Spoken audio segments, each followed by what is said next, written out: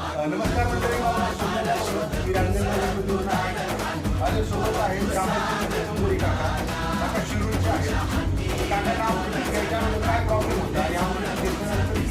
काय रिझल्ट आला यातून काका सांगा तुमचा काय तुला तू देव दिलास तुफान पाय फुकाटा रुतल काटा दिसल वाट तुझी झोपून आशा चालत राहते काढून टाक भीती हे पाय फुकाटा रुतल काटा दिसल वाट तुझी झोपून आशा चालत राहते काढून टाक भीती. 30 वर्ष सोरायसिस होता त्यासाठी मी